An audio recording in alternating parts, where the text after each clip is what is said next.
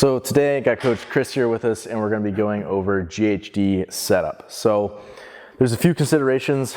Number one, obviously how tall you are. Number two is leg length, right? So the biggest thing for the GHD is how far you are from when your toes are on this side. So go ahead and put your foot in there, Chris.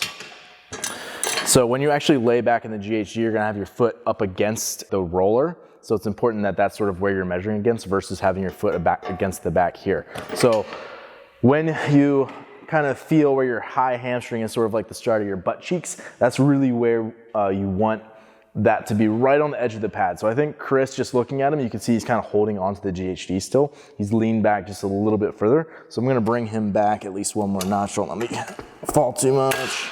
All right, see if that's a little too aggressive. So the other thing, go ahead and just do a rep or two there.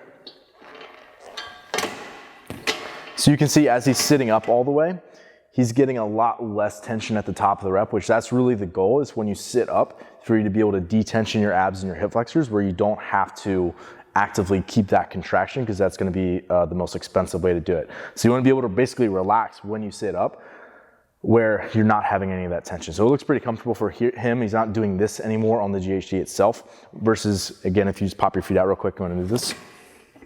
If we were to really exaggerate this the other way,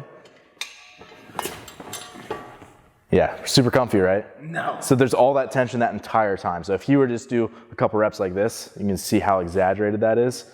It's really hard. And the apex of the movement where it's the most challenging is further up when you're more compressed, which is also a less advantageous position.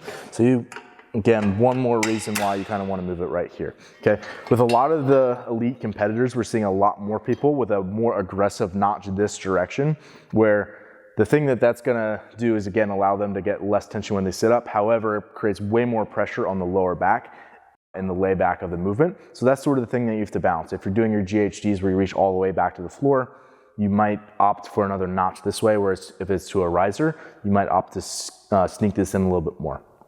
So you gotta find out what's tolerable for your back, as well as what allows you to kind of detension your hip flexors at the top of the rep.